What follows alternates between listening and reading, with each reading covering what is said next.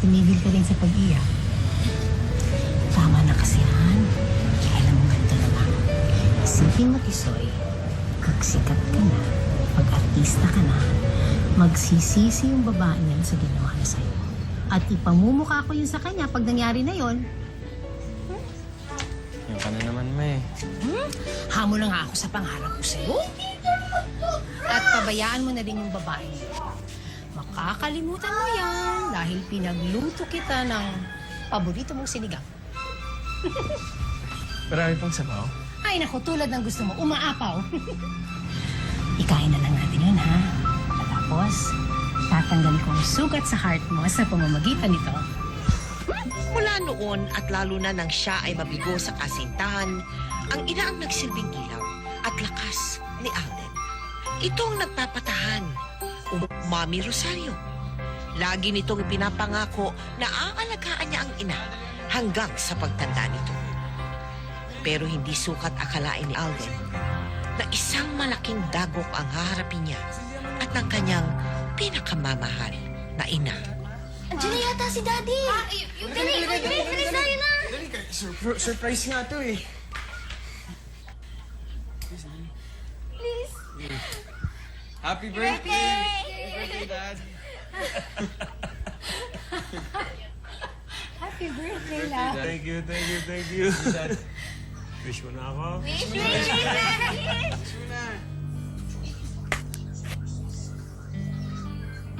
Yes! Happy birthday, Dad! Thank you. Ma! Dad, si Mami! Dad!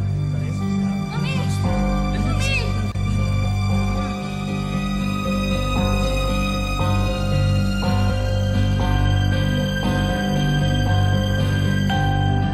Mami, sabihin niyo nga sa akin ng diretsyo.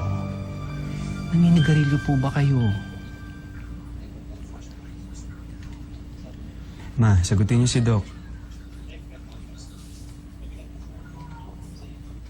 Sabi na nga ba, base sa test na sinagawa natin, paninigarilyo ang tinuturong sanhin ng sakit ninyo.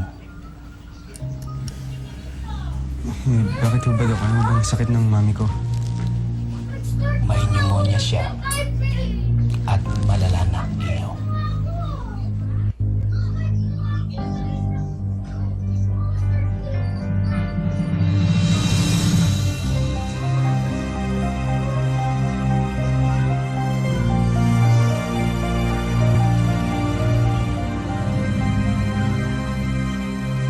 Ito nga ba sinasabi ko eh, paninigarilyo mo. Kayo naman, alam niyo, nakikita niyo, nagsisigil yung nanay ninyo, hindi niyo man lang pagsabihan.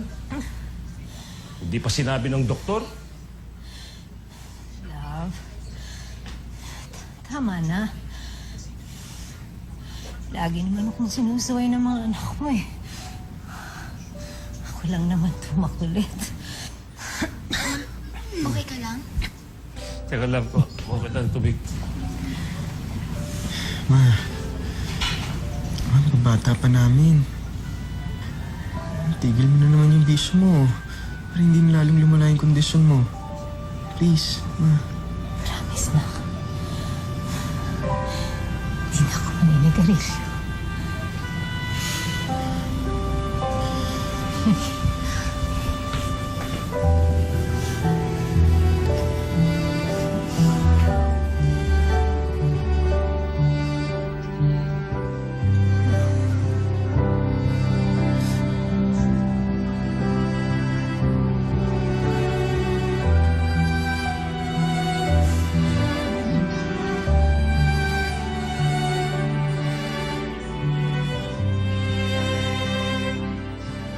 Ano ka ba naman, Richard, ha? Ilang beses ko ba naman ipapaalala sa'yo yung tungkol dyan sa utang mo? Eh, kahanda naman ang pambayad namin eh. Ma'am, nagkataon lang nasa ospital ang asawa ko. Siguro naman maintindihan ninyo yun. Oo, Richard, naiintindihan ko. At naiintindihan ko rin na sana hindi na lang kita pinautang. Kasi hodang hindi makapagbayad ng tuition fee ang anak mo. Eh, huwag niyo nang ipasok yung mga anak ko, tsaka babaan niyo naman yung tono ng boses ninyo. Nakakahiya eh. Magbabayad kami. Eh, hindi pa lang kasi pumapasok yung midterm bonus namin eh. Wala akong pakialam Ang gusto ko lang, magbayad ka ng utang mo. Magbabayad naman kami. Babalik ako sa susunod na araw, ha? Kailangan nakahanda na yung pangbayad mo. At kung hindi, magkikita tayo sa barangay. Wala nang ibang Hindi naman usapan. kailangan umabot sa ganyan. Magbabayad naman Magkikita tayo kami. sa barangay. Magbabayad Handa mo na naman yung kami. pangbayad Huwag nyo mo. nang Ay, apabot. nako.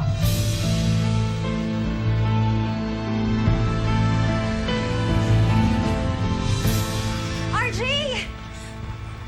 RJ, wait! RJ! Sorry na. Okay na yan, Trixie. Hindi na ako galit sa'yo. Pero tapos na tayo.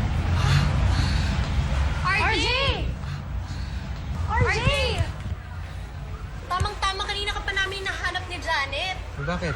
Kasi kailangan namin ng kandidato para sa Mr. and Miss Intramurals.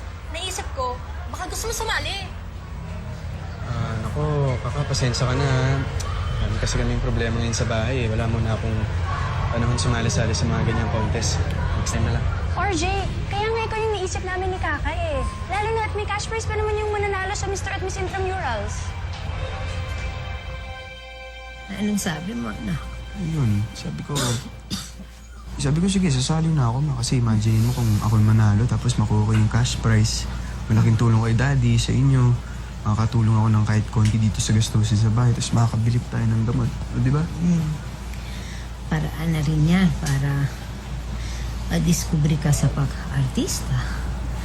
Oh, alam mo, Tisoy, makakadagdag yan sa resume mo pag nag-audition ka. Mr. Intramurals. Ano naman, may sakit nga kayo. Yun pa rin ang iniisip nyo. Kaya mo na ako sa pangarap ko sa'yo. Yan ang bibigay lakas sa akin eh. O Shai, kung ganon, sige, gamitin natin yung title na yun sa resume ko. Mr. Intramurals. Okay na yan, ma. Okay na. Okay na. Okay na. Okay, promise. Ay, ay, ay! Ay, ay, ay! Ay, ay, ay! Ay, ay, ay! Dito lang. Ngayong nakilala na natin ang Miss Intramurals, huwag na tayo magpaligoy-ligoy pa. This year's Mr. Intramurals title goes to Richard Fulkerson Jr.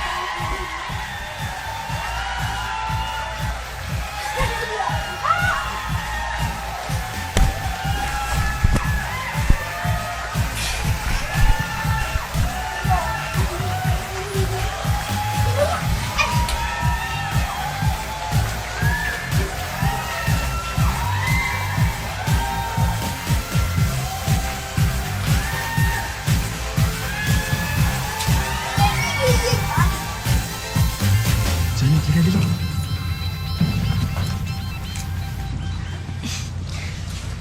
Sandali lang, hindi ba dahil sa mami mo, nakasama mo ko?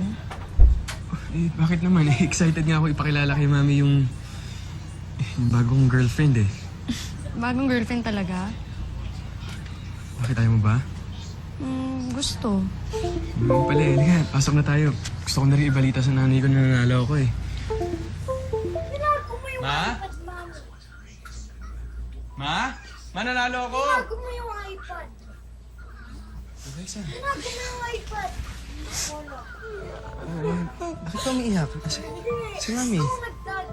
Si Mami nasa hospital. Hindi siya ikaw nga ang palagi nagtinago eh. Sa akin, kuya.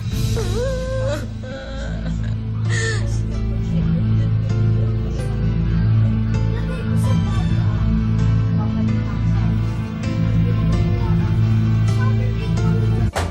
Mami, anong day mo ngayon? Nakausap ko yung doktor. Nagkaroon ng komplikasyon ng sakit ng mami mo. Kaya dito muna siya. Obserbahan. Kukuhanan ng test. Kaya sabi, baka cancer daw.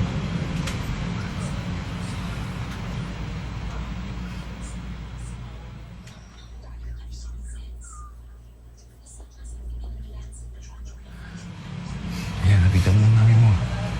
Pakita mo yung trophy mo.